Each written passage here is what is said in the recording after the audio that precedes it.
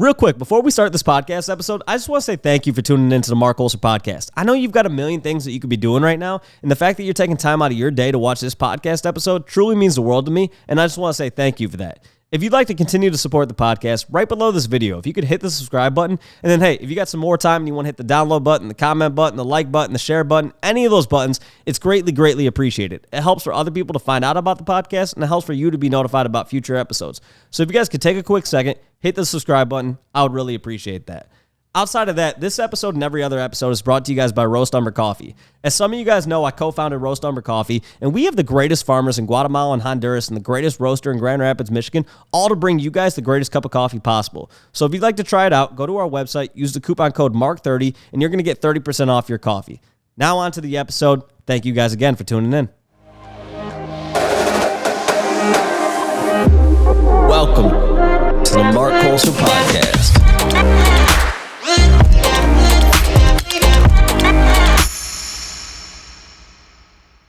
But yeah, man, nice to meet you. I feel like you probably the first person that I've had on the podcast where I've had very minimal conversation beforehand. But then as I started looking into your project, I was like, dude, I am super excited for this podcast. So, Derek, for people who don't know who you are, can you give a brief introduction to yourself? Yeah, for sure. My name's Derek Davies. I am the co-founder of Kids of the Apocalypse. Prior to that, my background is in music. I am the founder of a record label called Neon Gold Records, which I started in my NYU dorm room about 15 years ago. Managed through two successful joint ventures, first with Columbia from 2010 to 2014, and then with Atlantic Records for the better part of the last decade. Kind of responsible for launching the careers of everyone from Haim and Ellie Goulding to Tovlo, Charlie XCX, the Knox, etc. We've had couple Grammy winners over the year, plenty more Grammy nominees. I was actually out here for the Grammys this weekend with my artist, The Knox, who got robbed by Beyonce in the Best Electronic Dance Album category. But it's okay. Wait, Beyonce won Best Electronic Dance Album? It's insane. Yeah, she woke up one day and decided she wanted this record to be Electronic Dance Album. So that's the category they put her in. And so the Knox were featured. They were featured on the big single on the Odessa album. So they were lined up. Odessa, I think, probably has comes home with that in the normal year. But yeah, Queen Bee got it. But I'm excited for her. I mean, she doesn't need me to be excited for her, but I think it's amazing that she's now the most winning artist of all time at the Grammys. So shout out Queen.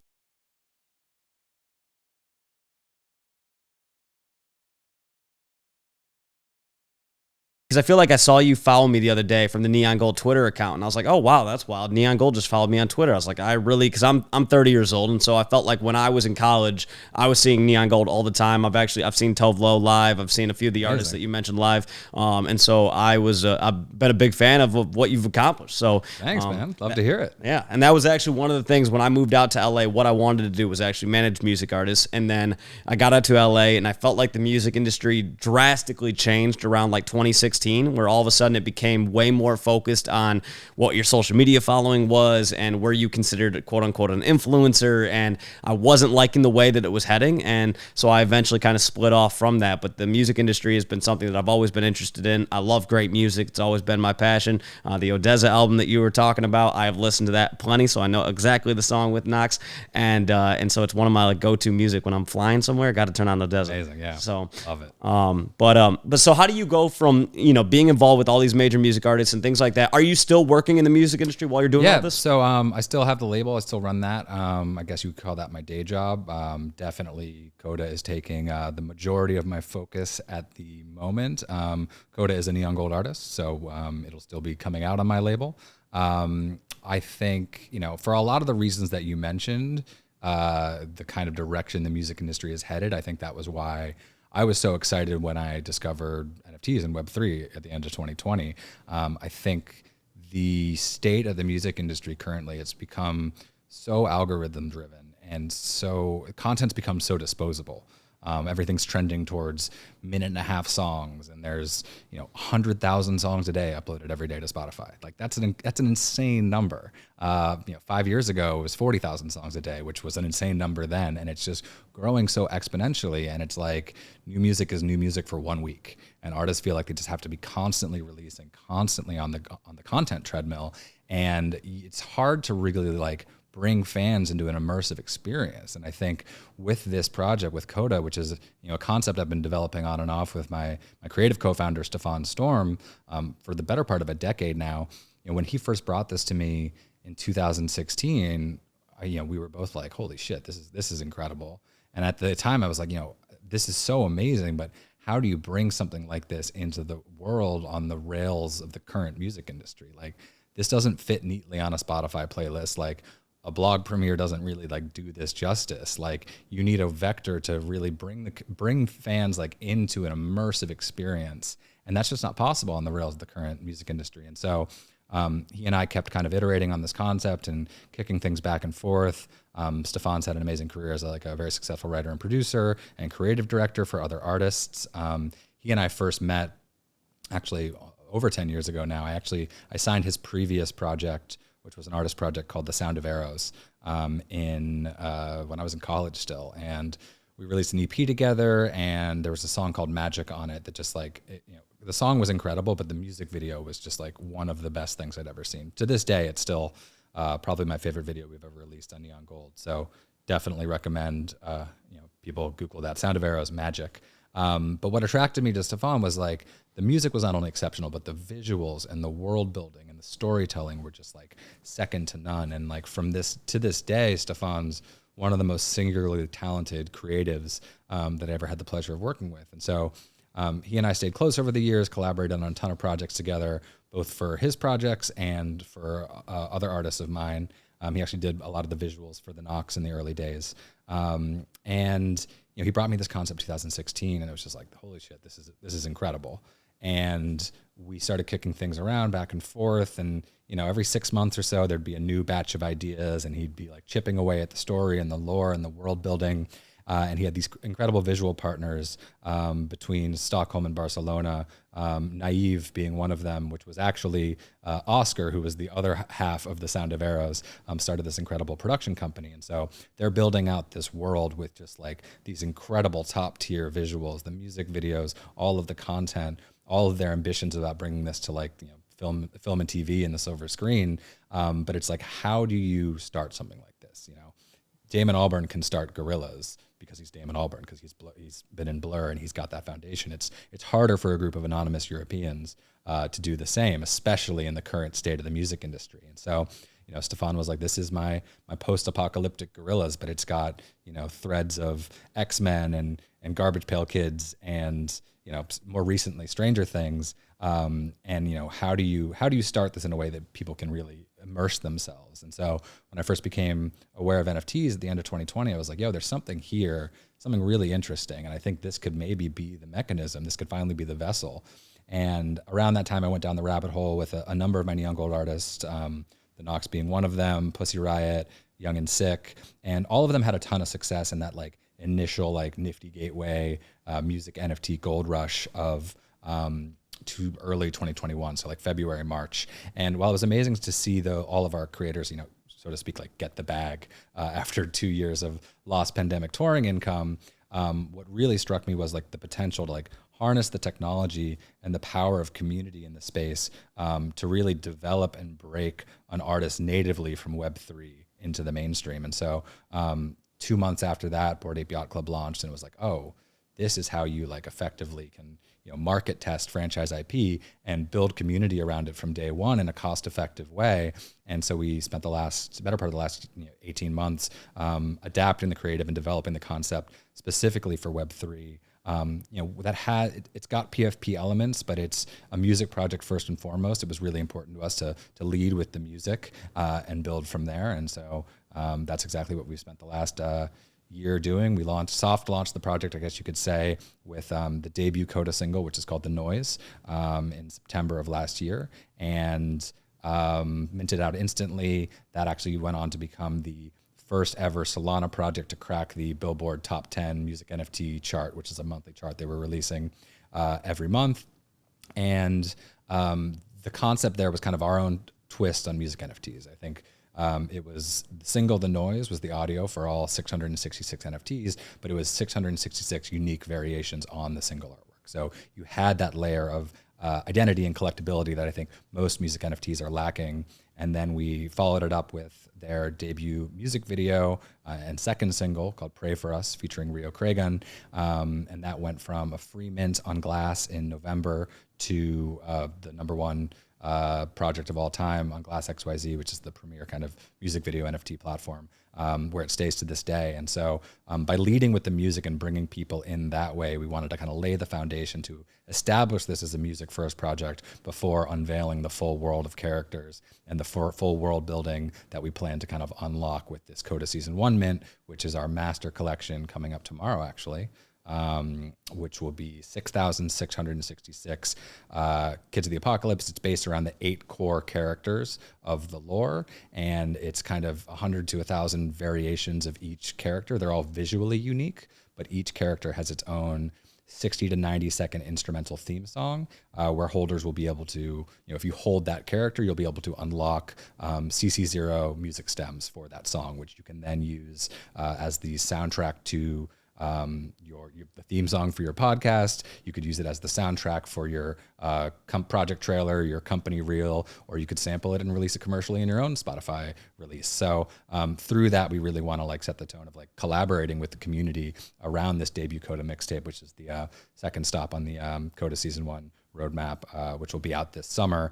And that's going to be featuring a number of my kind of established Neon Gold family tree of artists, as well as some of the leading music and Web3 artists from the ETH space and Rio Cragun, Verite. On the Neon Gold side, we've got the Nox and Iconopop in the mix, but then also bringing in ideas that are sourced from the community, whether that's a vocal hook, a top line, someone sampling something, and then sending it back to Stefan and I to finish off and fully realize into a full KOTA song, and then sharing in that with the holders. So that's kind of the principle. I know that's a lot to digest, so I'll give it a pause there. Okay, so when you first started diving into the world of NFTs and crypto and everything like that, I feel like the biggest hurdle that we face with that is a lot of times when you take that, the music industry has been around for so many years, right? And so we kind of know what are the good things, what are the bad things about the music industry and stuff like that. When it comes to crypto, we're learning that on the fly, right? And so it feels like every other week you go onto Twitter and there's a very, very negative headline about the cryptocurrency world and therefore the NFT world, right? And I feel like that's one of the biggest hurdles that we face is the legitimacy aspect of things, right? Yeah. And so when it comes to when you were talking to people in the music industry about NFTs and kind of what they were doing with it and everything like that, right now, I don't think we have a perfect example to say oh, look at what this person did. This was super, super successful. And this is how they, perfectly incorporated NFTs into the music industry, right? Yeah. And so therefore, I feel like it's, you face the hurdle of having to explain to people why it's important, why the NFT space makes sense, and then also kind of explain to them why it's legit. And yes, there are some bad actors, but there are a lot of awesome people doing great things in this space. So when you first started talking to people in the music industry about it, what was their reception like? Yeah, I mean, I think people really woke up and sat up straight when Blau had his $11.3 million album drop. So the music industry instantly saw dollar signs and obviously was all over it. As the market kind of turned and things slowed down, that happened less and less. And I think there's such a negative fan sentiment around NFTs. I mean, NFTs have had a big PR issue around the environmental impact and a lot of the negative headlines. And it doesn't matter if you say to the average fan, well, it's a green NFT, it's carbon neutral, it's on Solana, it's on Polygon, ETH just had the merge. This is actually the, minting an NFT has the low, even pre-merge, minting an NFT on ETH still has a lower carbon impact than any other way that an artist has to sustain themselves, whether that's playing a show, fast fashion band t-shirts, manufacturing a vinyl record has a massive carbon impact, even just a short run of CDs. So, that whole piece was so overblown to begin with, but you still, even now, have all these music fans who are uninformed. They've seen some kind of overblown headlines and they just see the word NFT and they think red. And it just instantly boiling the oceans. NFTs are bad. You'll never convince me otherwise. It's a cash grab. It's a scam, what have you. So there's a lot of artists that are so interested in the potential of the space, that are so fed up with the disposability of the current music industry and are so in love with the idea of actually creating value and an experience around art again. But they're generally, afraid. overwhelmed by the world and afraid that even if you hold their hand into it, their fans are just gonna rise up and revolt. So that's been a big thing to navigate. But I think, there's very few artists that I talk to who are like, nah, NFTs, fuck that, I'm not interested at all. It's at the very least, most are curious, if not like incredibly interested. But I would say like a common factor is almost all of them are like, what are my fans going to think? And so a lot of them are looking for that organic entry point into the space. And I think that's, one of the exciting things that Kids of the Apocalypse provides is that, this is a music project first and foremost. Like the aspiration is to take what we're building in Web3 and cross it to Spotify, cross it to Apple Music, cross it to the mainstream. And there's a lot of measures we're taking to do so. So for a lot of these artists, it's kind of like it's this nice kind of credible organic entry point where they don't have to just be diving in, braving it alone. They have this kind of larger context to be entering in a creative setting that might resonate with their fans more than if they launched their own NFT project or did something in a way that maybe the fans would be a little bit more wary of. Yeah. I mean, I look at, one of the big hurdles that we face is alignment, right? In terms of there have been artists that have put out NFT projects and it's made them a ton of money, but has it really done anything for the people who have minted those NFTs? Exactly. Not really, right? The ROI has been pretty shit, I mean, even like somebody like Nas put out I think he put out part of his music. If you owned part of it, you could get something like you received royalties from one of his songs, right? Those NFTs are worth basically nothing. Last time I checked, someone could quote me on that and I could be wrong, but I believe they're not worth too much.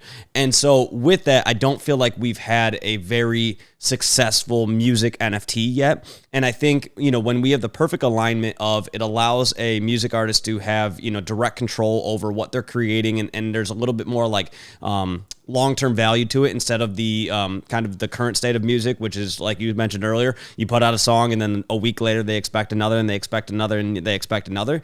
And with this, I feel like if we can then get the alignment of, let's be real, anytime we all buy an NFT, we want the floor price to go up. So if floor price is going up and the artist is allowing themselves to create at the speed that they want to and create what they want to, then we have perfect alignment, right? Yeah. The hard part about that is we haven't had perfect alignment yet. And so that to me is going to be one of the more interesting things to see how that can play out. And I think you guys are doing something super cool in the sense of like when I first heard of KOTA, I watched a trailer, which I'm going to put the trailer here. So pause the conversation. Boom, trailer.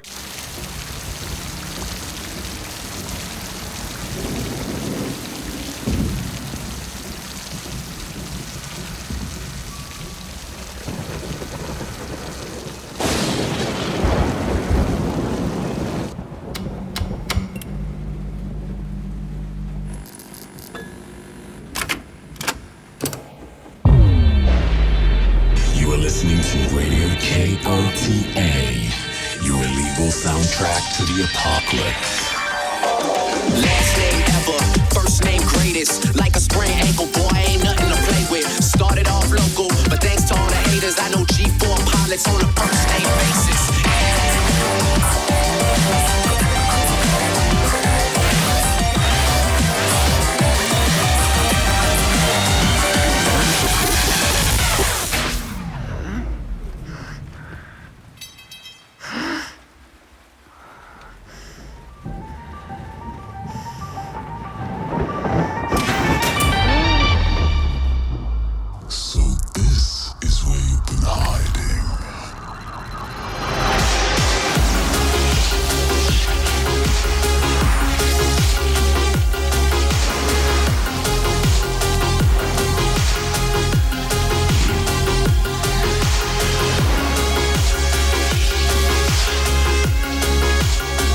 Okay, and then they just watched the trailer, and that trailer is epic. I mean, when I first saw that, I was like, not only is this incredibly well done, but at first I was like, okay, let's be real. Anybody can take 20 grand, go and hire some incredible, director and producer to create that video, and that's that. But then I started reading about it, and that was all done in-house. Am I right on that? 100% in-house, yeah. And that was done by who? That was done by Stefan and then Oscar, who I mentioned earlier, who was one half of Sound of Arrows, now runs an incredible production house in Sweden called Naive. Oscar has been an incredible part of this project. And, all of the core creative team is entirely in-house. So it's, you're able to deliver that standard of creativity, that caliber of creative consistently across all ventures. And, having the artists all be principal partners in the project is a big part of that. And so this is an artist-driven project first and foremost. And I think, there are a lot of other projects on, in the space and the space at large that, have music aspirations or working on an album, whether it's, Kingship from the Bored Apes universe, who, are arguably the biggest music NFT project, but have never actually released a single note of music tied to anything that they've done. Or Doodles collaborating with Pharrell. I love the Doodles project. I'm a day one holder. I have 3, and I'm a huge fan of Pharrell, and I think that brand is perfectly suited to cross over. But they're not music-led, artist-driven projects first and foremost. It's kind of taking this IP and then putting music together around it. And so, I think the important thing to underscore is, this is a project that is artist driven first and foremost, and having the whole creative team in-house. I think we've all seen a lot of super ambitious roadmaps that, promise, a video game and a movie, a TV show, a comic book, an album, et cetera. I think this is the rare project where not only is the in-house core creative team able to deliver that themselves, with the exception of maybe the video game, it's also something that they've already been developing and working on for years. And so, with this project, we've been building this through, 2 kind of bull runs, effectively. That initial like early 2021 run, and then after that little like micro bear summer of 2021, the insane bull run that kicked off at the end of last summer. And I think at any point we probably could have thrown up one of these trailers and minted 3 days later, and probably made 10 to 20x on gross than we're set up to in the current market conditions. But it was really important to us to build things the right way, build the universe. And now I think things are developed to the point where, the album is mostly there. The graphic novel is mostly there. And now we just need to onboard the community and onboard more people into the project. And we've got, incredibly devoted holder base across the Noise and the Pray For Us mint. And we super served them. We did our phase 1 holder mint on pre-sale, allocating 5 mints to all Noise holders and 3 mints to all Pray For Us holders. So we really wanted to make sure that our community was super served first and foremost, and was rewarded for their early conviction and belief. And I think that's like, part of the, even though those were both free mints, I think. Wait, before you go further, can we break down the timeline of things? So if somebody's watching this and they're not familiar with KOTA right now. 100%. So you guys came up with the idea for KOTA. When was that?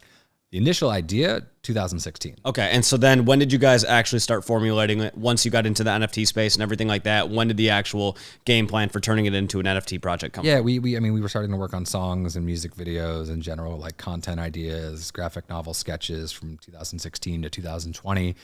End of 2020, I called Stefano. I was like, hey, there's this new space. There's this, check this out, check these links out. And this was before everything got really crazy. And we were both like really intrigued by the possibility of, this as a mechanism and vector to bring Kids of the Apocalypse into the world. And then I kind of got my first few drops under my belt with Pussy Riot and the Nox and Young and Sick. And, it was around that time we were like, all right, there's something really here. You can really like build community around a concept before you have to go out and finish the album or make the movie, et cetera, et cetera. And so we started developing it further. Then Bored Ape Yacht Club happened, in May of 2021. It was like, okay, here's this incredible format. And then so we really spent the next year plus developing it, kind of readapting the creative specifically for Web3 and figuring out the exact mechanism and what steps we wanted to take in terms of introducing this to the space and these audiences. And then started meeting with various partners across Ethereum and Solana in early 2022. And what attracted us to Solana was the kind of frictionlessness and accessibility of the chain. And I had a particularly like electric meeting with Ash Papati, who I knew kind of through his days running as the head of music at YouTube. He had just come over to Metaplex and was looking for a few partner projects to partner with, and his big priority was bringing musicians onto Solana, bringing music onto the chain. And he was like, listen, there isn't really like a flagship music project on Solana. There aren't enough music projects building on Solana, and a large part of that is like a lack of tooling, and he really sold us on going back to back with us and helping us to having us pioneer the Metaplex music NFT standard with Metaplex, and really making sure that Phantom and Magic Eden, et cetera, are like working to optimize for music creators, et cetera, because the tooling has just not really been there. Phantom has recently introduced better music NFT compatibility, which is amazing to see. And so they've been incredible partners that we've kind of gone back to back building this out over the last year. And then last week of September was the launch of the Noise. And so 2022. 2022. Okay. Yeah. So last week of 6 months ago or so, we officially launched the project with the Noise. Always kind of considered it a soft launch. We wanted to lead with the music. It was kind of our twist on a music NFT. And the Noise is a song, correct? And the Noise was the debut single. Okay. There were 666 variations of the album artwork. So you had that kind of collectability layer. And then that also serves as the Founder's Pass. So that unlocks all, that's top priority first access to all future drops in the KOTA universe, starting with KOTA Season 1. And then it was about 6 weeks after that, we did the second single, which was Pray For Us, featuring Rio Cragun. And Rio's amazing. Like, he's, not only one of the leading music NFT thought leaders, he's probably one of the top 2 or 3 grossing artists on ETH as well. But he has this whole incredible career before NFTs. I first became aware of him in 2019. He had 3 singles with Flume. He collaborated with another one of my neon gold artists, Noga Arez, who's the biggest artist in Israel, and we're breaking her in America at the moment. Other collaborations with everyone from Akali to pretty much. So he's got a really kind of vaunted, established career prior to NFTs, but he's also really building in a really innovative, thoughtful way in the space. And he's kind of become almost the unofficial voice of the project. We sent him Pray For Us, and the first take, it was just whoa, he gets it. This is it. And so we've been working with him on a couple other collaborations. So you'll see his name popping up on a number of the songs, and then we'll be pulling in other features and vocalists and hooks, et cetera. And that was early November, right before all the FTX shit went down. So early November, that went from free mint to #1 project all time on Glass XYZ. It's still got that top spot to this day. And then we started gearing up for the main event, which is kind of happening this week. That's kind of our big coming out party for the space, to the space rather, where we're looking to onboard thousands more members into the KOTA community. There we go. Okay, so I want to summarize this. You tell me if I got everything correct, right? Okay. Okay, so Kids of the Apocalypse is essentially the music group that is this digital group, essentially. Yeah. And the producers, everything and Gorillas meets Stranger Things meets X-Men.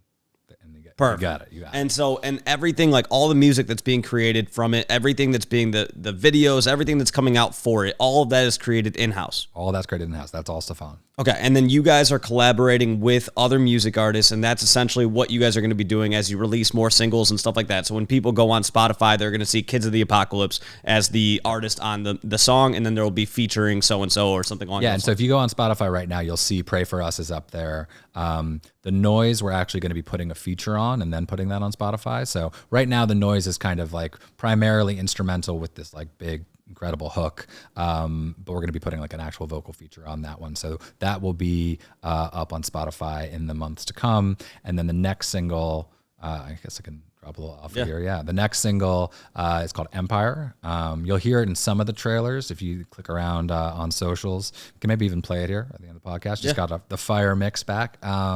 So that actually features Rio and Iconopop. So that's one we're really excited about. That will be the next single out. And then we have a few more in the works. And we're going to be doing a couple really interesting music collaborations with other kind of blue chip projects and DAOs in the space.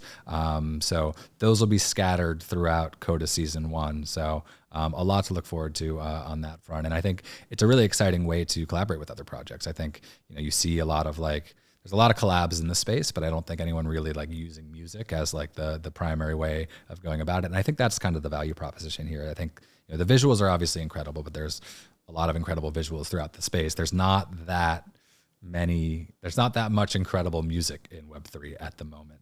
And I think that that goes back to the fact that a lot of established artists are afraid to get in the mix. There's a lot of rights issues with labels and publishers that are preventing some of these major artists to experiment in the way they might like. So we're hoping to really be the project that puts Web3 music on the map in the mainstream. So, okay, so then going back into it. So if you have, so essentially you had the 2 songs that come out as NFTs. Are the future songs going to be released as NFTs too? Or is it now everything is more geared towards the PFP collection that you guys are coming out with? Yeah, so the PFP collection is the master collection. I think we want to experiment with various different music NFT mechanisms. So, one song might be airdropped to all holders. Another song might be hyper limited edition in collaboration with another one of these projects. Another song might be an open edition. Like, I think there's a lot of ways there's a lot of really interesting surfaces to experiment with in the space. I won't get into like all of the various mechanics, but we're definitely going to be experimenting from single to single, and that'll all be building up to kind of 7, 8, 9 song debut KOTA mixtape. And a lot of that mixtape will be informed by collaborations with the community. I mean, that's the hope, is that this kind of debut mixtape is a combination of songs that Stefan and I have been working on together for years, songs that feature established artists in the Web3 space, more established traditional artists from beyond Web3, like I've mentioned, but then also like ideas that are sourced from the community, with the community taking these CC0 stems that are included as unlockable content for holders in this KOTA Season 1 drop and experimenting it with themselves, whether that's a hook or a top line or a sample idea, and then bringing it back to us to kind of like turn into a finished product. So it's definitely like, kind of a grand experiment that hasn't really been undertaken yet in the space so far, but that's part of the reason that excites us, Yeah. So, okay. So if somebody is buying one of the KOTA collection you said, what are you calling the main collection? KOTA Season 1. KOTA Season 1. Okay. So if someone's buying a KOTA Season 1, what can they reasonably expect in terms of like, because a lot of times I feel like when people are talking about some of these things, sometimes they'll say, oh, well, you're going to get a rev share of everything that we get, everything that we generate and things like that. I'm assuming, because I'd love to figure that out. Right. Because currently the legalities of that are a little tough, right? Exactly. Like if there weren't all the kind of legal baggage around that, and if I was like big brain enough to figure out a workaround, like that's definitely something we'd be experimenting with. So my hope is that a lot of these policies crystallize a little bit more in the future, and that's something we can experiment on at some point. Not currently on the roadmap, but definitely something that excites me. Totally fair. And so when you're summarizing to somebody right now, like why they want one of the KOTA Season 1, what's your like sales pitch? Give me your elevator pitch. Yeah, no, I think for me, it's like, for us, we look at this as like, this is your way to get in the ground floor of like the first truly kind of like cross format, breakout Web3 franchise IP. And it's music driven at its core. I think if you are an actual musician or creator yourself, there's a lot to be excited about here. But I think even if you're just like a music fan and you want that kind of behind the scenes pass into the creative process and want to collaborate somehow, we really want to invite the community into the creative and help us kind of ideate on this as we bring it to the world. So I think that, it's kind of getting on the ground floor with something that we hope to be, in on every television, on every streaming player, and everyone's headphones around the world. It's a huge ambition that we've been chipping away at for years. And it, almost feels like it's kind of my life's volition to this point, in a way that like, I don't think there's any other project that I've spent like the majority of a decade on prior to bringing it to market.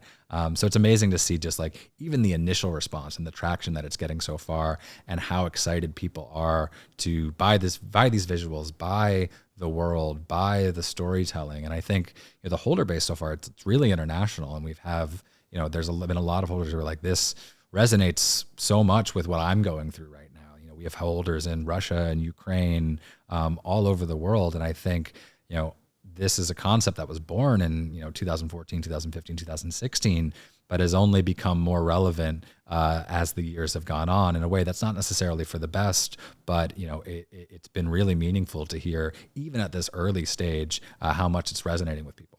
Yeah. So I'm going to give you a challenge. So obviously you guys produce top level graphics, everything like that. So what I think one of the hurdles that we face is if somebody's watching this podcast right now and they're not in the NFT space, there's no way they understand what we're talking about. I think it's one of the biggest problems that we have is that trying to get caught up to date on like what's going on and what the terminology is and everything like that is really, really difficult, especially if you have a life, right? Like, let's be real. A lot of us are degenerate. We spend a lot of time on Twitter. We're in Twitter Spaces. We're watching YouTube videos. We're watching this video, and that's a lot. It takes a lot of time, right? And so one of the ways that I feel like we're going to bring people from Web 2 into Web 3 is if Kids of the Apocalypse has a #1 song, or if it's on New Music Friday on Spotify and someone's like, well, just what is this? And they start looking into it. It's going to be the easiest way to get people to actually come to us instead of us trying to go to them, right? And so from there, we have to have an easy way of educating those people on like what the hell this is, right? And I think that's the more difficult problem that we face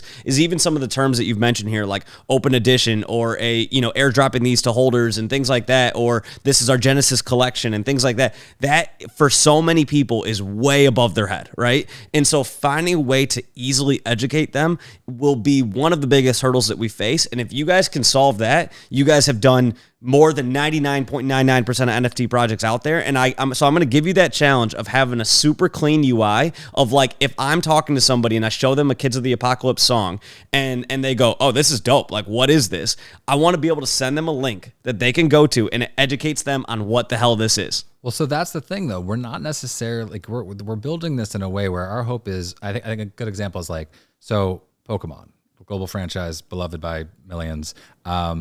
Not everyone is a Pokemon card collector, but those original Pokemon cards have an insane amount of value. But there's millions of more people who enjoy the franchise without that collecting piece. Where KOTA, like I think Web3 is the piece that drives it. It's where everything began. It's where value will ultimately accrue to as the franchise grows bigger and bigger. But the idea isn't that every single KOTA fan has to then become a holder, has to buy their way into the project. So the idea is that we're building this in a way that, there's a lot of like, I'd like to think like clever kind of, if you know, crypto references scattered throughout the project, even scattered throughout the music, like Rio's the king of that shit. But I think we don't want it to feel necessarily like a Web3 thing to the average fan, the average listener. Like we want people to be able to appreciate it on the surface level. So everything that we've built, from the music to the videos, we want someone to see this and be like, holy shit, this is fucking dope. And like, not necessarily feel like, all right, but what's this other thing that I have to go like figure out? And like, we'd love for people to want to like take that next step and figure it out. And the reason we chose Solana is because, it is a more accessible way to onboard new people into the space. But we also think this can thrive and create value without necessarily, requiring people to like get into NFTs. I think it will naturally onboard people, but I think it can thrive because it's not super NFT centric. It's not super like Web3 heavy in terms of terminology and messaging, et cetera, et cetera. So, I think whether it's the music videos or the music, we want it to be able to stand on its own, and it's, everything else is there if you want to look under the hood and go deeper and you're a super fan. But I think even if you go to the website, which is kidsoftheapocalypse.com, that's one of the things we're most proud of. And that was something we launched on day one. It's this really interactive like control room. It's like this point and click experience where you can kind of click on every single item in the frame, and some of it pops up like messages from Horizon, which are kind of the evil corporation in the lore. There's trailers, there's music, there's a sample machine you can create on. So, we want that to feel like this incredible immersive experience from the jump, but it doesn't feel, you don't have to connect your wallet to engage with all of these things. Yeah, and I think that's one thing that you guys have done a really good job of is the lore is crazy. Like, I was just looking at it and I was like, man, I need to take like 10 hours to really dive into all of this because you guys have done a really, really good job of world building. The reason why I think I think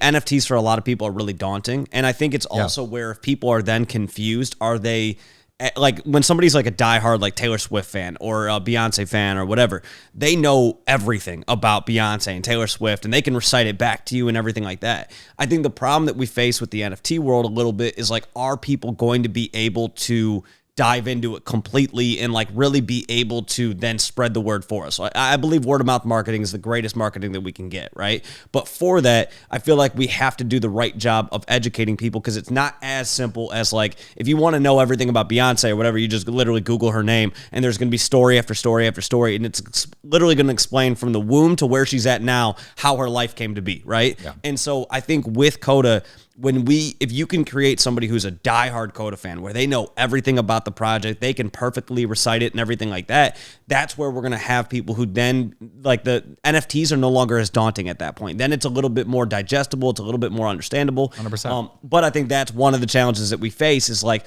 who's going to be the person to do that? Because I think a lot right now, the reception from a lot of people that I bring this up to, because I'm all the time saying to people, we need more people in this space. But the hardest part is who's going to do the job of educating them. Because for right now, a lot of it is, well, like, if they really want to know, they can know, right? And I'm like, I get that, but man, we need to have millions of people in this space. We really do. But in order to get there, we have to do our job of, like, educating these people so they come in, they don't get rugged by certain things. They kind of learn the terms. I mean, even rug, like, you know, somebody coming in, they're like, what the hell does that mean, right? Yeah. So there's so many terms and so many ways. And if you guys can simplify it, and I don't even necessarily mean you have to teach people all about Web3, but just educating them a little bit on, like, why you guys have chosen the route that you've chosen, why you're, you know, building this as an immersive NFT experience. I think all of that will allow people to then become a really big fan of, like, the amount of work that's gone into KOTA, right? Because, you know, yes, it's great for somebody to appreciate the song and just be like, oh, I love this, and I'm going to keep jamming to it. I don't really know what the hell KOTA is, but I'm just going to keep jamming to it.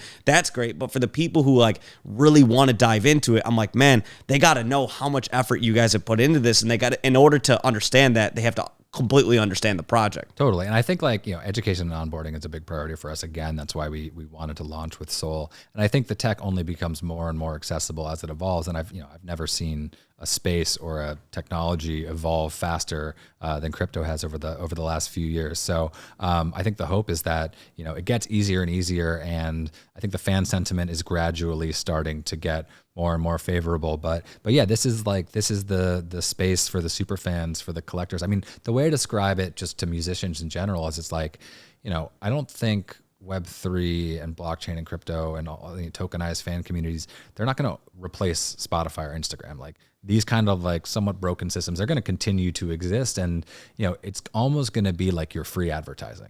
You know, like, you're putting your content up there, you're basically giving it away for free. And that's where, like, casual fans are going to go to discover your music and engage in a passive way. And then Web3 creates this opportunity. It's almost like this patronage plus model for those fans who want to dive deeper. That's what it's there for. And you may have, so it'll result in something where you may have, you know, 5 million monthly listeners on Spotify, 1 million followers on Instagram, and 10,000 to 50,000 people in your Web3 community. But those 10,000, 50,000 people, they're going to be the ones who move the needle for your business. They're going to be your biggest evangelists. And so that's how I try to explain it to artists more broadly in music. I mean, there's a lot of kind of high level music artists that I've advised as they're thinking about their moves coming into this space. But I think it's also how we're thinking about it with KOTA. Yeah, no, that makes perfect sense. So what have been some, like, since you guys started coming up with the idea of KOTA, then, you know, kind of turning it from this, like, you know, this idea, but not really having, like, the NFT mindset and everything like that, because let's be real, before 2020, none of us knew what the hell this was. Yeah. So, you know, once you guys started diving into this as truly an NFT project, what have been some of the biggest challenges that you guys have faced? Yeah, man. I think it's just, like, the breakneck speed at which this space moves and the volatility of the market. And, like, in a way, like, you know, I'm kind of happy that we are launching it in these conditions. I think, you know, it wiped out the downturn of the market. I think wiped out a lot of the noise and a lot of the people who were in it for the wrong reasons. And I think it's nice to be coming in at an accessible mint price. You know, our pre-sale for our holders was 1 SOL. Our allow list mint is 2 SOL, and our public mint is 3 SOL. And I think starting at a reasonable level and kind of building from there, and not having people spend hundreds and thousands of dollars as this initial entry point, it creates, like, a more equitable system to build something that's more viable for the long term. And I think, you know, it also just, like, it's a little easier to break through the noise in a way. And it's really afforded us the time to, like, put our heads down and build things the right way and partner with people who are in it for the right reasons. Because anyone who's sticking around right now is, like, it's in it for the right reasons, you know? Yeah, 100%. That's actually why it's, like, my favorite time to be building in this space, because if you're here right now, you actually give a shit, versus a lot of the people who came in 2021 who were looking for a quick cash out and then dip, right? Yeah. So my next question for you then would be, when you guys are, like, the art for the project is very, very unique. And so first off, can you tell me a little bit more about how you guys created the art? And then second pivot is the art to me is like, it's a very like full body creature, right? A lot of what we rock on Twitter and things like that are the PFPs, which are more of like a portrait version of those. So are you guys planning, kind of like how Kleinosaurus has a full body and then has a close-up version of their PFP? Is that something that you guys are planning on doing? Yeah, so that's definitely something that we want to release on the roadmap like relatively quickly. I think it's something that we want to talk to the community about like how much do you prioritize this versus this? And I do think that's a really that's an important thing. I loved seeing Kleinos come out with the full body NFTs because we had a lot of people along the way be like, yeah, this is cool, but like it's not a PFP, like it's never going to work. And I think for us to be able to like tell the full story of these characters, it was important that they be full body. It also created a whole lot of extra work. Like, it's 8 characters. Like if you look at them, and you can go on our Twitter and you'll see in like the top post right now, it cycles through the various characters. They don't all fit neatly into one profile or form. So this is effectively 8 different collections within one collection, each with their own custom ruling. So like shout out to like our dev team at Creator Machine. Like they absolutely killed it piecing this all together. This was an extremely complex generation and mint. And so I think that's what makes it special in a way. That's what sets it apart from other projects. But I do agree it's important to have to give people that PFP option. So that is definitely something that we're looking at launching shortly after mint.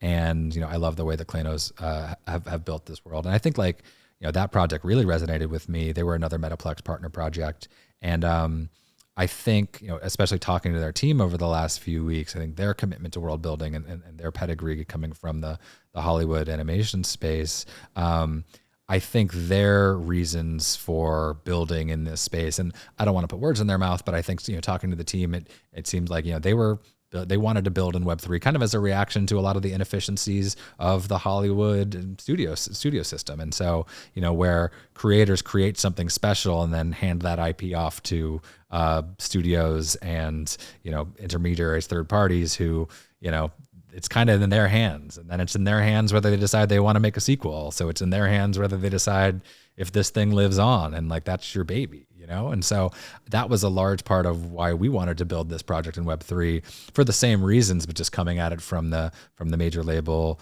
music side of things.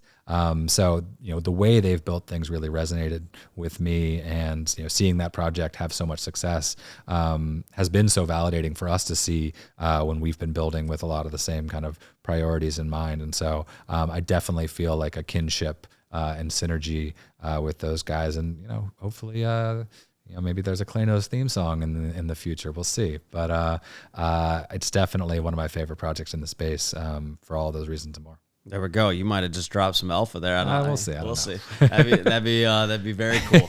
As a Kleino holder, I'd be a big fan of that idea. But okay, so then how did you guys come up with the art? Like you said that there's 8 different characters essentially, and then there's various different versions of those characters.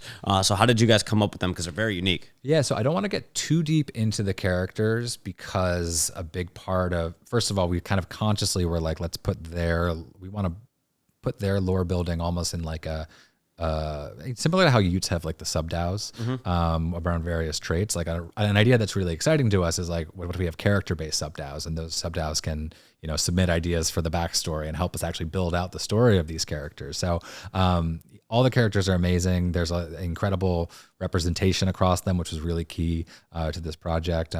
3 of the 4 kind of core creatives on the creative side are LGBTQ identifying. So it was really important to have that representation in the space. So there's a wide variety of genders, races, binary, non-binary, robot, mutant, male, female, which I think is something that's been missing in the space.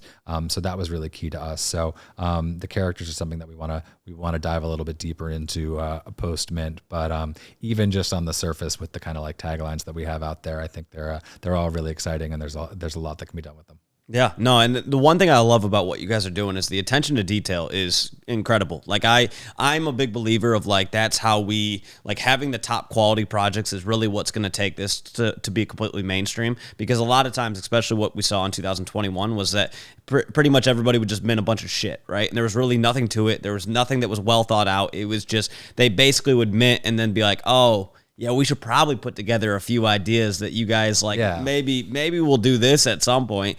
you guys have a lot of thought into everything that you're doing, and I really appreciate that, because I appreciate people who care. And then I think when your community senses that, they're way more likely to support what you guys are doing when they can see these people really care. This is something, it's not just a cash grab, because if it was a cash grab, you would have minted, especially during 2021 or maybe early 2022. And, and so this is something where you guys are truly in it to build this and to build this world. And this has been an idea that you guys didn't just create because you became a fan of the NFT world and decided to dive in. You guys have been building this out since 2016. Like that is a long time to be doing that. It's far before many of us got even into crypto to begin with, right? So you can tell how much you really care. You can tell how much level of detail and the quality that you guys hold yourselves to, the quality standard that you guys hold yourselves to, is top notch. And that's something that I really respect, because we need more projects like that. And to me, when the music then matches that on top of things, like, it can really take this to a completely new level that we haven't even tapped into. And so what would you guys view as a success a year from now in terms of, like, where do you want to see KOTA? And I know a year in the crypto space is like 20 years in real life, but in a perfect world, let's say even 6 months and then a year later, and then 6 months after that, like, what would you view as a success story for KOTA?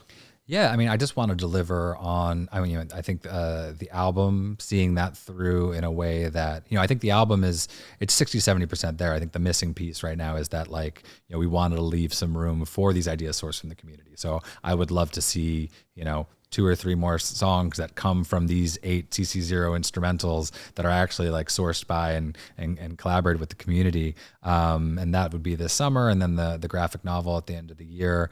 I want to deliver, our roadmap. I'm not a huge fan of roadmaps, but I think you also have to, like, especially for a project like this, where we have been working on these things for years. So we want to tell people about it and we want to get people excited, but there's a lot of stuff that we want to do that's not on the roadmap, but that's intentional. I don't know if it's that healthy for a company, for any company or artist or brand, to project more than a year out, especially in a space that moves as quickly as this. So I want to deliver on those 2 tentpole items. And then I want the community to help us inform, like, what the next steps are. Is, maybe KOTA season 2 is 8 new characters. Maybe there's,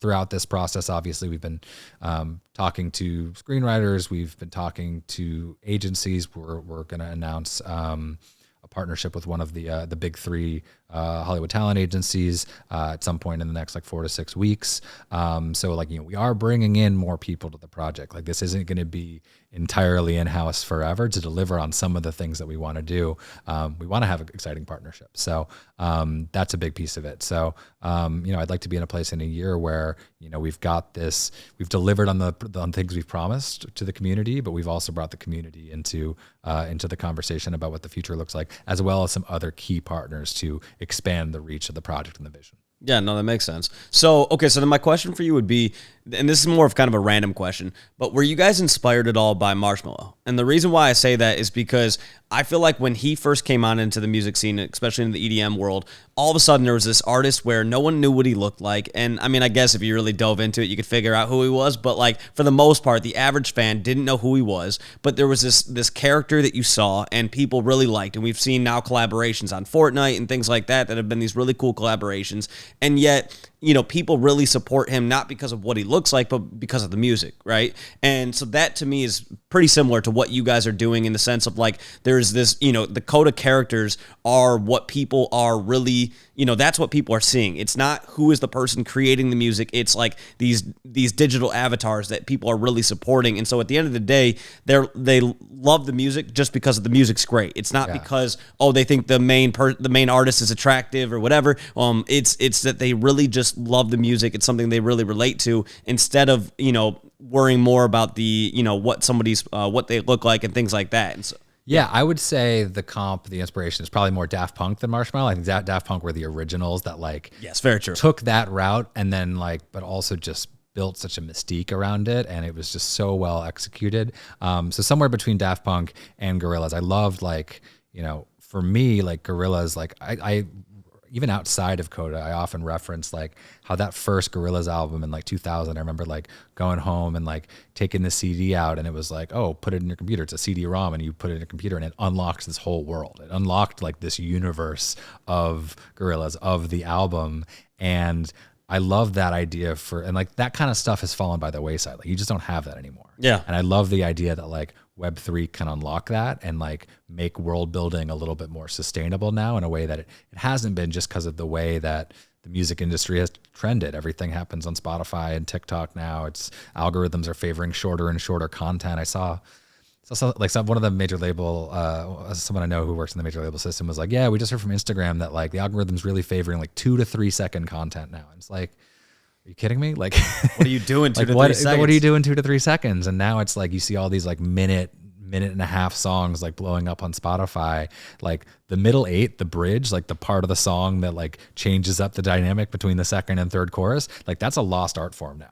Like that's been sacrificed to the algorithm gods just to like, you know, keep the hooks coming as much as possible to capture attention. So, you know, the idea of like having this space where you can build the full picture is so exciting. And so, I mean, I think that was quite a tangent there, but like I come back to that original Gorillaz example as like something that's excited me by the space. And that was something that even informed like our initial like KOTA control room on the website, is like, you want to have that like immersive world. And like, you know, the nice thing about building, you know, I don't want to like stress the financialization or the speculative upside of NFTs, but like, I think there's something really nice about, even with our first 2 releases, our first 2 singles, those were free mints, but like it still forces, the holder still feels like they have skin in the game. They still feel like, you know, if this does well, you know, it'll be great for them and it'll be great for the artist. And so even minting for free, you can't help but develop that like a little bit more emotional connection with the art.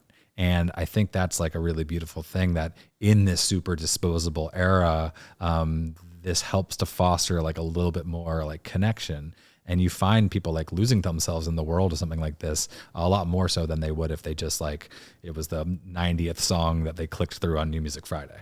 Yeah, no, that makes perfect sense. And to be honest, like the Gorillaz example that you used, I didn't even know that that's what they did. Like I was in 2000, I was 8 years old. Yeah. So to be honest, I didn't dive into the world of Gorillaz when I was 8, but I remember listening to Gorillaz music and seeing it on, you know, whatever I watched music on back then. And you know, in like 2000, like 2006, you know, all the years that they were releasing music. And so, yeah, it's really interesting to think about, you know, the fact that they did that back in, you said that was in 2000? 2000, I think it was. Yeah, 2000, 2001. Yeah. That's wild. I remember being like 13 and 14. So right in that sweet spot for like. How old are you? I'm 35. Oh, okay. Yeah. I was gonna say, wait, you can't be that much older than me.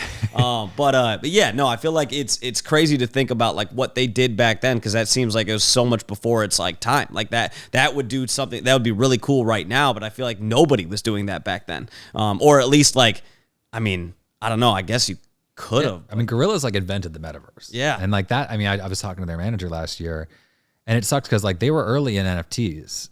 They tried to do something in March of 2021.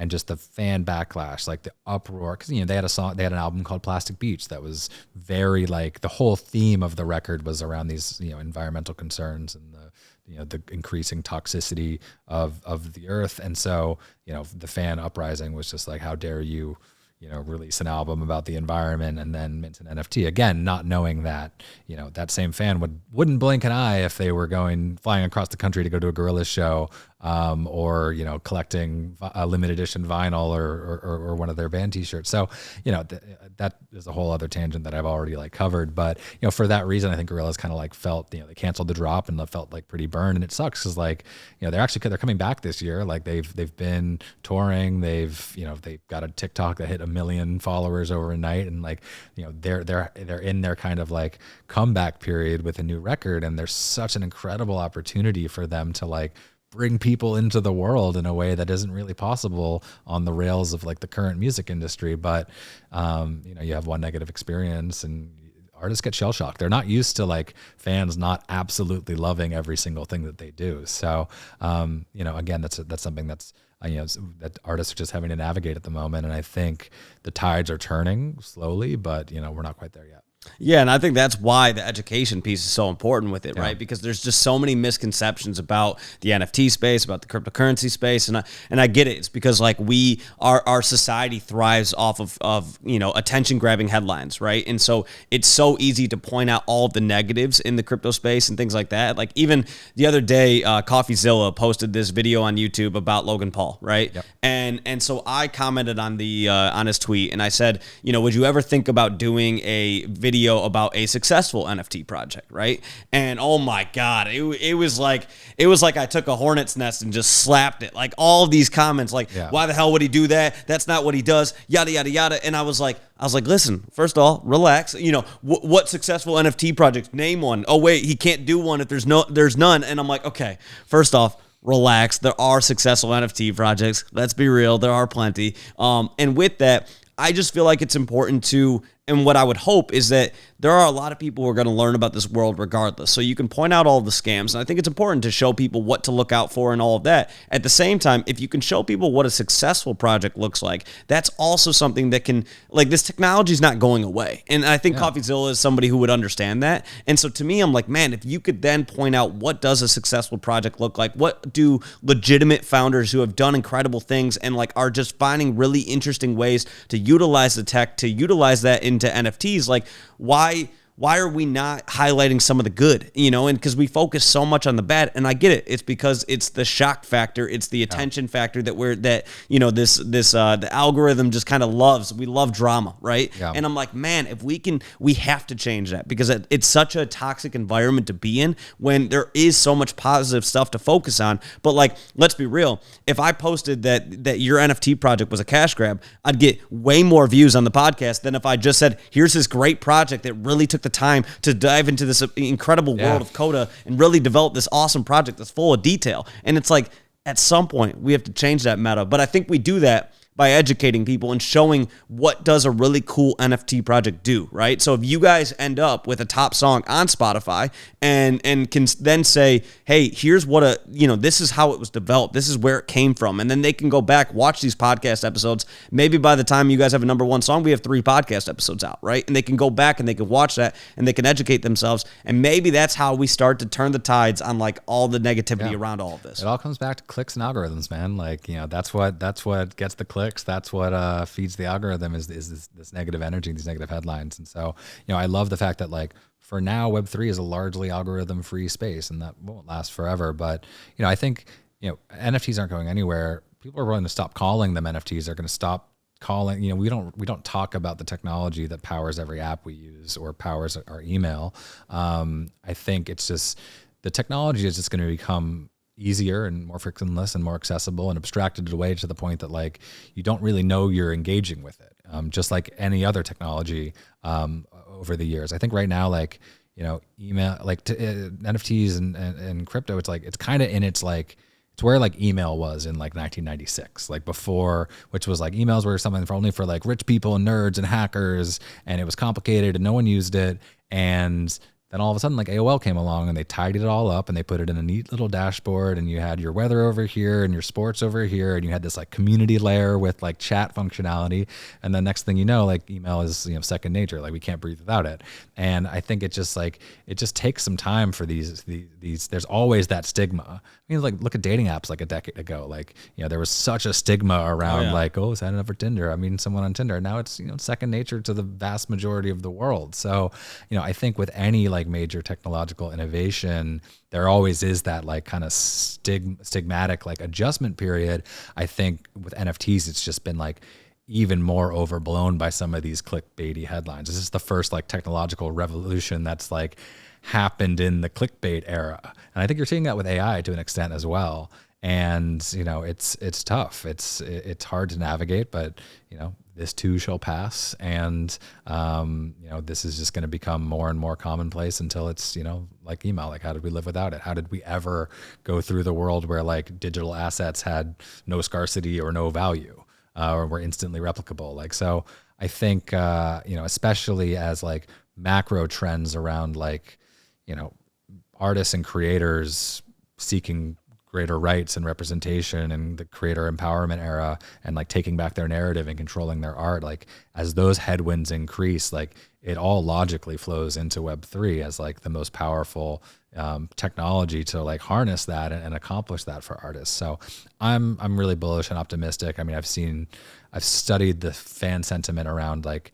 every major artist drop, musician drop, and there's been, a lot of it's been really ugly, but I do think the tides are starting to turn, and it's not going to happen tomorrow. It's not going to happen probably even this year, but I do think we're going to get to a place where, people see the potential and the bright side and get past the seeing red with the trigger word of NFTs. Yeah, and I think that's why, I guess the reason why I'm so bullish on NFTs is every day I have conversations with people who are in the NFT space, and there's so many brilliant minds, right? Like, you're somebody who's already been so successful in the music industry, you don't need the NFT space. Like, you could just continue doing what you're doing in the music industry, continue to be successful, and like, you wouldn't even have to worry about all of this. But you're choosing to be into the NFT space, right? And to learn about the tech and to figure out ways to utilize it to build really cool NFT projects, right? And so for me, every day I'm around all these really, really brilliant minds who are super forward thinking. And to me, I'm like, that's what I want to be around, right? Because no matter whether you like the tech, no matter, even if you don't give a shit about the tech,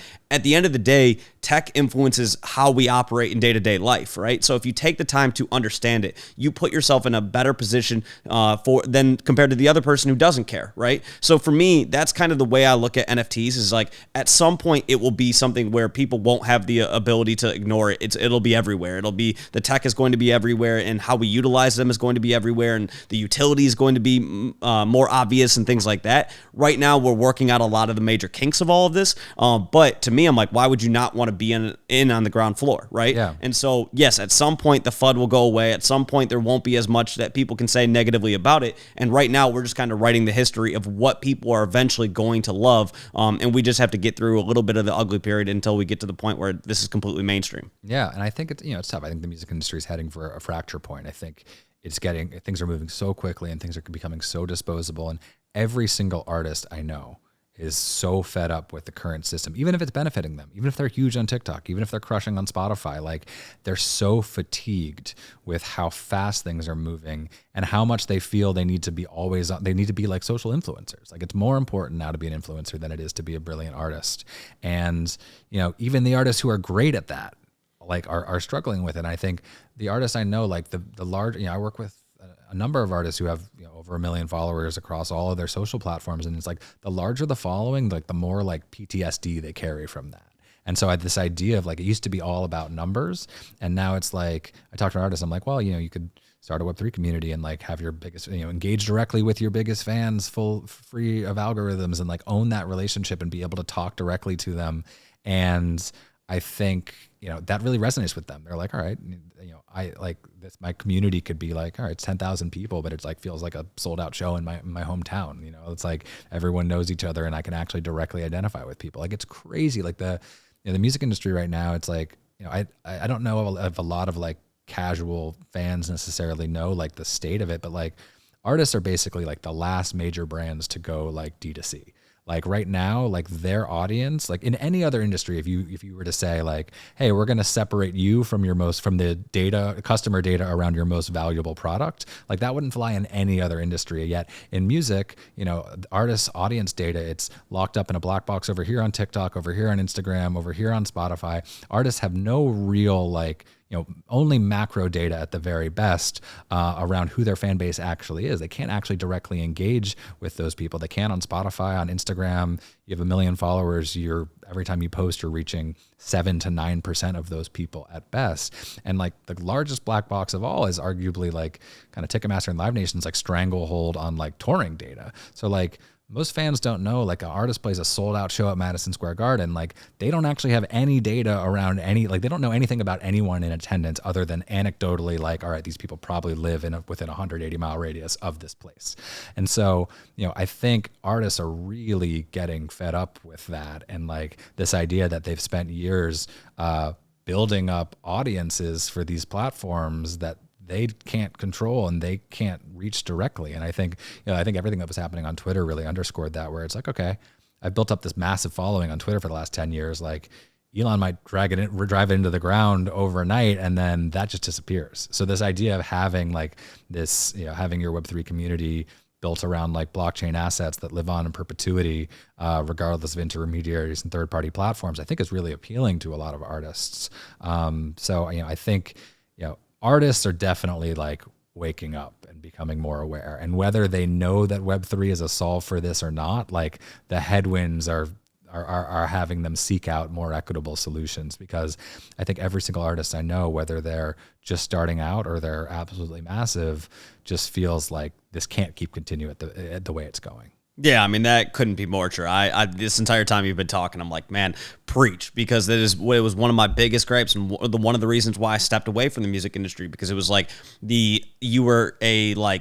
you were like a prisoner to the algorithm. And that to me was just so unbelievably frustrating. I'm like trying to figure out, and like the algorithm would change and you wouldn't have any clue. And all of a sudden it was like something that was doing well would no longer do well. And you had to figure out like, okay, so do I need to pivot to this? Do I need to do this? Is this like keyword, not a good word to use? And then should I hashtag? Do I not need to hashtag? Like, and it's like, dude, what are we doing? And that is so unbelievably frustrating. And when you take an outside look at it and just be like, this is what the world has become, is like being an absolute prisoner to the algorithm, and really asking ourselves, like, is this piece of content that I'm creating going to do well in the algorithm versus is this piece of content just great content, right? And so that is so unbelievably frustrating, and I really do believe that Web3 could be a solve to that problem, and I look forward to seeing the incredible minds that are in the space, that are innovating, trying to create problems, or trying to create solutions to that problem, and that is what makes me really, really excited about what we're doing. Is like, there are just so many brilliant people who are so frustrated with the way things were, and they're coming into this and they're like, we're looking for solutions, and we want to build this out in a way where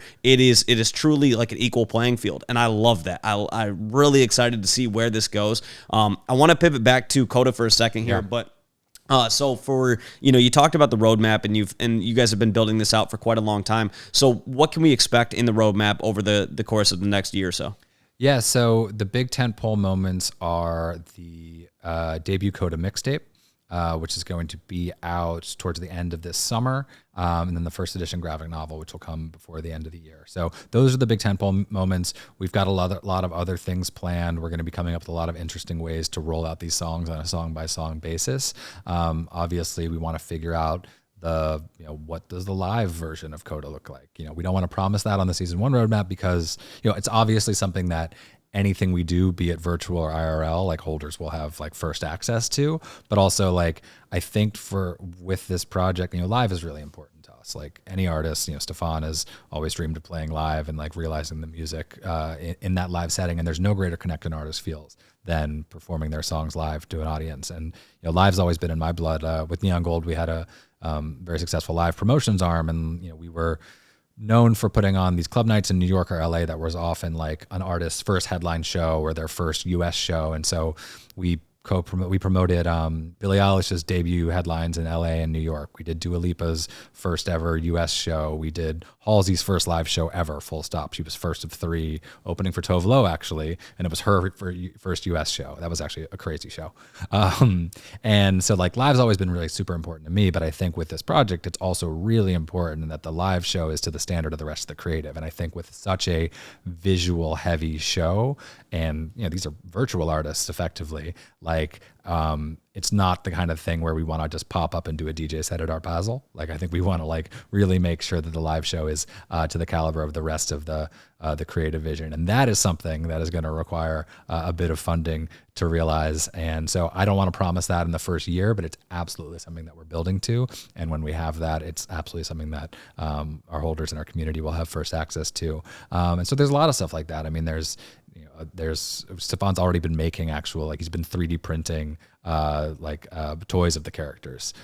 He wants to do like a plushie run of toys at some point. There's obviously like the film and TV piece, which, that is the grand aspiration here. That is what we're all building to. But at the same time, this stuff takes time. And that's something that, Stefan's built out all the lore, but we want to really collaborate with a top tier screenwriter to really bring this to life, to the standard that we know it should be. So there's a lot of incredible stuff this team is able to deliver in-house, as everyone has seen from all the creative that's online so far. But there's a lot of big aspirations that we want to realize with the right partners. So that's the short-term roadmap, and that's a bit of some morsels of kind of what we're chipping away at in the big picture. But there's no shortage of things that we want to do, and I think what's so exciting about this space is that it allows you to really experiment and collaborate with the community and collaborate with other projects and do so in a way that is sustainable and can really like drive new value to all aspects of the project.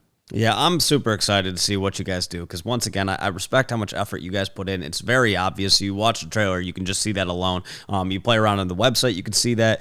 Everything, you can see that. And so I'm really excited to see how it all plays out, what you guys learn from the process too. Like that's always one of my favorite aspects of things is like we get started with things and then you learn so quickly because the space just moves so quickly. So it'll be cool to see you guys pivot in certain ways and like figure out what makes sense as time goes on. That's why we didn't want to overpromise specific things beyond the season 1 roadmap because the space does move so quickly. Like we want to be able to pivot with what makes sense. Something that makes sense right now might not make sense in 6 months or a year from now. It's like the album and the comic book are things that we've been developing for years. Like we know those are coming to market. So like we're confident to shout about those things, but there could be a whole new meta or new medium that we can experiment with that pops up tomorrow. And that's what's I think so exciting about this space. 100%. So, okay. So the way I want to wrap up here is I want to give you a chance to talk to your holders real quick, talk to potential buyers of KOTA. Is there anything that you want to say to people? Is there anything that you think they should be bullish on? Just one last opportunity to speak to the KOTA people.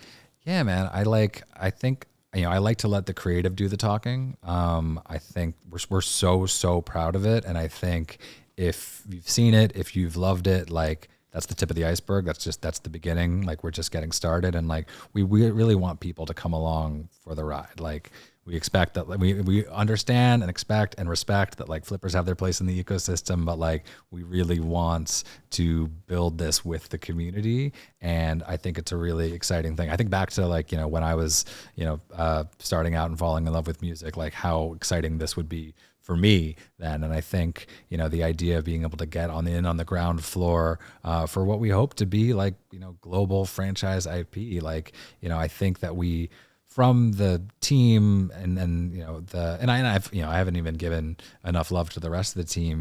We've got current and former executives from Capitol Records, Columbia Records, Disney, John Rogers, who was the first ever head of franchise IP development at Disney under Bob Iger from 2000 to 2013. He's one of our top advisors, and he's been an incredible resource. And like, he's someone that we really want to lean on as we take the next step, as we take the steps out of Web3 and bring this to the rest of the world. And there's Andrew Keller, who I worked with for years at Columbia Records. He was actually the first person I showed Kids of the Apocalypse to back in 2015 or 16. And he said the same thing. He was like, fuck, man, this is the best thing I've ever seen. But like, how do you bring it into the rail? How do you bring it into the world with like how the industry is structured right now? And he and I got into NFTs like kind of independently of one another. And he's had an incredible run of it. He's really been innovating. He manages a bunch of amazing artists. But last year he put together the Bowie on the Blockchain drop with the David Bowie estate, where he partnered with the David Bowie estate to bring Bowie's IP into Web3 and partnered with a bunch of the top artists in the space. So everyone from Ferocious, who actually took some of one of David Bowie's like original costume pieces, like they gave him full access to the vaults, and he created this physical and digital piece that he sold as a one of one. Pussy Riot, Young and Sick, Osinachi, Jake the DGen. So it collaborated with 9 top NFT artists for a collection that instantly sold out, with all proceeds going to split between the David Bowie Foundation and a charity of the artist's choice. And that was at like rock bottom of the market in August. So he's been doing some really exciting and innovative things, and is an amazing person to have in the team. Jeff Lynn, who he's Morgan Stanley's entrepreneur in residence, advising over 80 Web 2 and Web 3 startups, has been a really foundational piece here. Our incredible community manager, Drew Bleem and Hi Drew and Luna, like they're really like the heartbeat of the project. And I think we've got Cooper Turley, Koopa Troopa, the kind of foremost thought leader in all of music NFTs, is another one of our chief advisors. And then obviously there's the artists like Rio, who I mentioned before. So the team is something that we're really, really proud of. And I think this is a pedigreed team who is spent the last 2 or 3 years, really studying and immersing themselves in Web3, having a lot of success in Web3, but bring, a decade plus of kind of Web2 credentials and pedigree and experience in the entertainment and media industry, and relationships, most critically. So I'm really, really proud of the rest of the team. It's been, 10 plus of us heads down building this for almost a full year now, in addition to all the time Stefan and I have spent on this prior to that. So the team, can't show them enough love. It's really been a team effort to get to this point. So that was a huge tangent from your question, but yeah, I guess it underscores something that we want to convey to the community, which is, we have the team and the background to deliver on this. And not only has the creative team been chipping away at this stuff for years and has already fully realized some of this stuff, we actually have the team to not only break it in Web3, but bring it to the rest of the world. So we're really excited about how everything has come together, the reaction things have gotten, the momentum that we have coming into Mint, and are just excited to onboard the next couple thousand people into the community. There we go. Well, I'll be buying a few. I'm looking forward to it. I'm really excited to see everything that you guys do. I need to spend more time diving into the music and just from even the music that I've heard in the trailer and everything like that, and just in some of the other clips and whatnot, just loving it. So I'm really excited to see where you guys take it. For people who want to talk to you or reach out to the project or connect with you guys, can you drop your socials? Where can people find you? Yeah, so I don't have personal socials. I mean, I tweet personally from the Neon Gold Records account, but I'm most active on the KOTA Worldwide account. So at KOTA Worldwide is the handle. kidsoftheapocalypse.com is the website. DMs are open on KOTA Worldwide. You can jump in the Discord, come say hi, and get at us, man. We're excited to chat to everyone. Wait, one last question. Why do you not have a personal Twitter? I never really had personal socials. I don't know what it was. I mean, we've had Twitter since day one on the Neon Gold side. I kind of used the Neon Gold Twitter as my personal socials, and then I was never struck by the need to have a personal. And then I've been kind of just jumping in all these spaces on the KOTA account. So yeah, I mean, it's never been about me. It's been about the artist. Honestly, this is the first kind of filmed interview I've ever done, because I'm so used to standing behind the artist and letting the artist do the talking. So it's been great being a part of the process. I have a newfound respect for all the promo that artists are asked to do, but it's been incredibly fulfilling and rewarding, and it's really exciting to get out there and talk to people about the project. So I'm here for all the conversations. DMs are open. And come find us. I'm gonna say to you, just a food for thought. I think you should create your own personal Twitter. And the reason why I say that is because you're really, really educated in this space, and we need more people like you talking in Twitter spaces from time to time and things like that. Also, just tweeting out your thoughts and things like that. But people are way more likely to retweet or to accept you as a speaker if you are coming from a personal account versus if you're coming from a project account. Because a lot of times people just feel like, well, if they're coming up here to shill or whatever, and I know you, I can tell you're not going to be the person who comes up there and just shills your project, but you're somebody who has a very educated, opinion and view of the space. And I feel like we need more people like yourself talking. And so whether it's just you tweeting out random thoughts that you have about the space or anything like that, I feel like we need that. So it's not to necessarily promote you as a person, but it's to promote the education and the mindset that you have and the perception that you have, which I think is the space really needs. So first and foremost, I really appreciate that. It's definitely something I've been thinking about. So watch this space. I feel like next time we talk,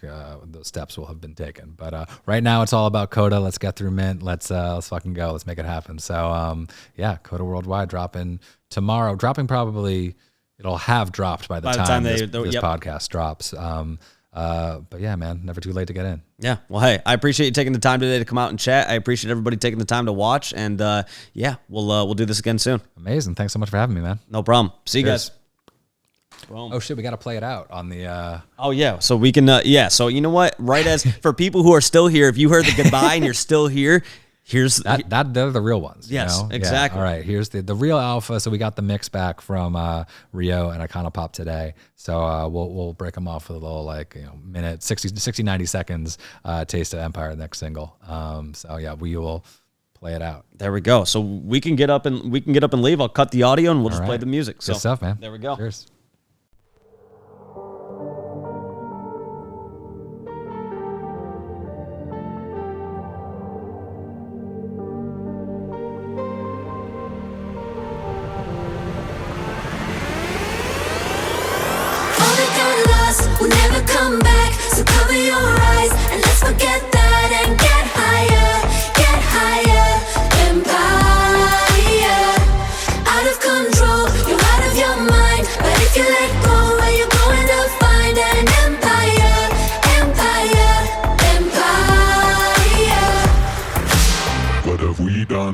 what have we done? Yeah, they try to break me down. They wanna take us out. They added reasons as to why we gotta make it out. I'm trying to make a name and I'm trying to make you proud. I'm the one they call when the shit goes down. We trying to build something and make it feel something. I was supposed to be low key, but I'm still stunning. I've been around the world and made a little something. And when I meet my maker, the punches still were coming. I won't let them dim my light.